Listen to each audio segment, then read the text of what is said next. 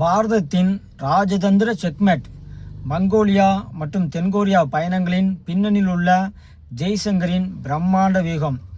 யாதும் ஊரே யாவரும் கேளீர் என்ற மூத்த தமிழ் நாகரிகத்தின் வரிகளை வெறும் ஏட்டுச்சுவடிகளில் மட்டும் வைத்திருக்காமல் இன்றைய நவீன உலகளாவிய புவிசார் அரசியலில் ஒரு வலுவான ராஜதந்திர ஆயுதமாக மாற்றி பிடித்துள்ள நாடாக நம் பாரதம் தற்போது எழுந்து நிற்கிறது கம்பீரமாக. ஒரு காலத்தில் இந்தியாவின் வெளியுறவு கொள்கை என்பது வல்லரசுகளின் அசைவுகளுக்கு ஏற்ப ஏதோ ஒன்றாகவும் தெற்காசிய எல்லைகளுக்குள் சுருங்கிய ஒன்றாகவும் மட்டுமே பார்க்கப்பட்டது. ஆனால் இன்னைக்கு உலகமே புதுடெல்லி நகர்வுகளை உற்று நோக்கிறது.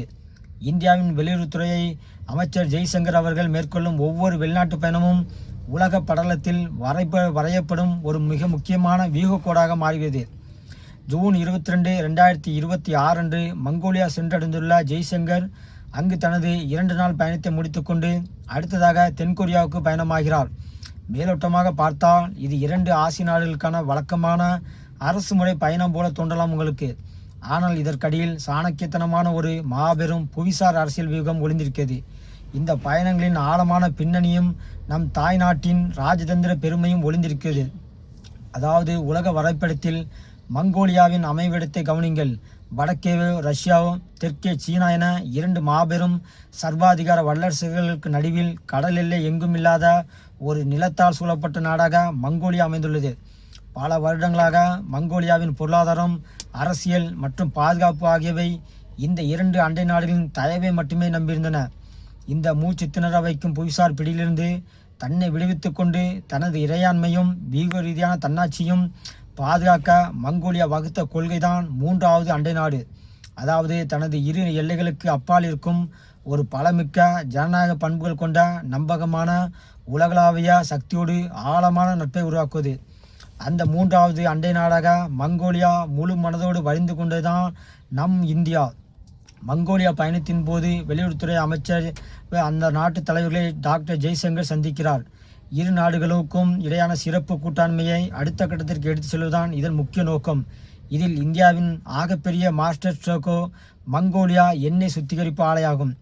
இந்தியா வழங்கிய $1.7 பில்லியன், அதாவது 14,000 கோடி கடன் உதவி திட்டத்தின் கீழ் அந்த கட்டப்பட்டு வரும் இந்த மாபெரும் திட்டம் 2028ஆம் ஆண்டு முழுமையாக செயல்பட தொடங்கும் என எதிர்பார்க்கப்படுகிறது.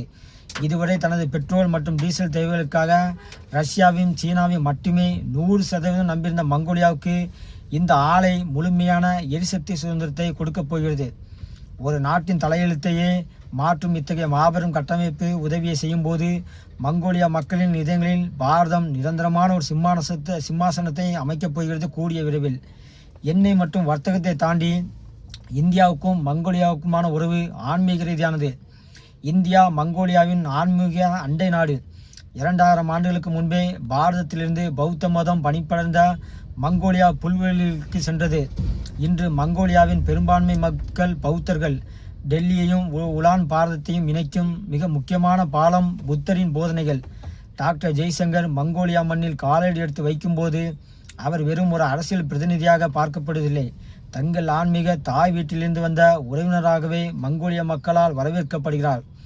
மங்கோலியாவின் பனிப்புல்வெளிகளில் இருந்து ஜூன் 24 அன்று தனது பயணத்தின் 2ஆம் கட்டமாக உலகின் அதிநவீன தொழில்நுட்ப தலைநகரங்களில் ஒன்றான தென்கொரியாவின் சியோல் நகருக்கு செல்கிறார் ஜெய்சங்கர் அவர்கள். கடந்த ஏப்ரல் 26 தென்கொரியா அதிபர் லீ ஜே மியிங் இந்தியாவுக்கு பயணம் மேற்கொண்ட போது பிரதமர் மோடியுடன் இணைந்து 2 நாடுகளுக்கும் இடையான சிறப்பு வியூக ரீதியான கூட்டாண்மையை அடுத்த 5 ஆண்டுகளுக்கு 2020 முதல் 30 வலுப்படுத்துவதற்கான கூட்டு தொலைநோக்கு திட்டத்தில் கையெழுத்திட்டார்.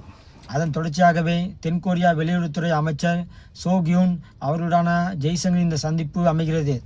தென்கொரியா கண்டக்டர்கள், செயற்கை நுண்ணறிவு, கப்பல் கட்டும் துறை மற்றும் வாகன உற்பத்தியில் உலகளாவிய ஜாம்பவான். ஆனால் சீனாவின் மீதான அதிகப்படியான பொருளாதார சார்பு மற்றும் விநியோக சங்கிலி நெருக்கடிகளால் தென்கொரியா நிறுவனங்கள் தற்போது சீனாவை விட்டு வெளியேறி மாற்று இடங்களை தேடும் வியூகத்தை மிக தீவிரமாக பின்பற்றி வருகின்றன. இந்த சூழலில்தான் இந்தியாவின் பிரம்மாண்டமான சந்தை, உலகத்தரம் வாய்ந்த பொறியியல், மனிதவளம் மற்றும் அரசியல் நிலைத்தன்மை ஆகியவை தென்கொரியாவுக்கு கிடைத்துள்ள மாபெரும் வரப்பிரசாதம். மறுபக்கம் இந்தியாவின் தன்னிறைவு பாரதம் திட்டத்திற்கு தென்கொரியாவின் அதிநவீன தொழில்நுட்பம் முதலீடும் தேவை. குறிப்பாக கப்பல் கட்டும் துறை, மற்றும் பாதுகாப்பு தளவாட உற்பத்தியில் தென்கொரியாவின் உதவியோடு இந்திய கடற்படையின் பலத்தை பல மடங்கு அதிகரிக்க இரு நாடுகளும் திட்டமிட்டுள்ளன. தென்கொரியா பயணத்தின் மணிமகுடமாக ஜூன் 25 அன்று ஜேஜு தீவில் நடைபெறும் புகழ்பெற்ற அமைதி மற்றும் செழிப்பிற்கான ஜேஜு மன்றத்தில் ஜெய்சங்கர் மிக முக்கிய உரையாற்றுகிறார். இந்த ஆண்டு ஜேஜு மன்றத்தின் கருப்பொருள் பிளவுபட்ட உலகில் ஒத்துழைப்பை மறுவடித்தல், உக்ரைன் போர், மத்திய கிழக்கு மோதல்கள் மற்றும் வல்லரசுகளின் வர்த்தக போரால் உலகம் இன்று பல துண்டுகளாக பிளவுபட்டு கிடக்கிறது. மேற்கத்திய நாடுகளின் அமைப்புகள் பலவீனமடைந்துவிட்ட நிலையில் ஆசியா, ஆப்பிரிக்கா மற்றும் லத்தீன் அமெரிக்கா நாடுகளை உள்ளடக்கிய உலகளாவிய தெற்கின் அசைக்க முடியாத நம்பிக்கைக்குரியவராக குரலாக இந்தியா தற்போது உருவெடுத்துள்ளது. ஜேஜி மன்றத்தின் மேடையில் டாக்டர் ஜெய்சங்கர் பேசியிருப்பது வெறும் அரசியல் சித்தாந்தங்களே அல்ல, மாறாக உலகளாவிய விநியோக சங்கிலிகள் ஒரு நாட்டின் ஏகபோக பிடியில் சிக்கிக்கொள்ளக்கூடாது என்பதையும், இந்தோனேசியா பசிபிக் பிராந்தியம் அனைவருக்கும் சுதந்திரமானதாகவும் திறந்த நிலையாகவும் சட்டத்தின் ஆட்சிக்கு உட்பட்டதாகவும் இருக்க வேண்டும் என்பதை அவர் திட்டவட்டமாக எடுத்துரைப்பார். ஒரே பயணத்தில் மங்கோலியாவையும் தென்கொரியாவையும் இணைத்த ஜெய்சங்கரின் வியூகத்தில் உள்ள ஆகப்பெரிய ராஜதந்திர செக்மெட் என்ன தெரியுமா? அதுதான் சீனாவை கையாளுவது. சீனா இந்திய பெருங்கடலில் முத்துமாலை என்ற பெயரில் நம்மை சுற்றியுள்ள அண்டை நாடுகளின் துறைமுகங்களை அமைத்து இந்தியாவுக்கு நெருக்கடி கொடுக்க நினைக்கிறது. அதற்கு பதிலடியாக சீனாவுக்கு மிக அருகாமையில் உள்ள சீனாவின் எல்லைகளை பகிர்ந்து கொள்ளும் மங்கோலியாவிலும் சீனாவின் கடல்சார் ஆதிக்கத்திற்கு சவால் விடும் தென்கொரியாவிலும் இந்தியா தனது ஆழமான கடல் தளத்தை பதிக்கிறது.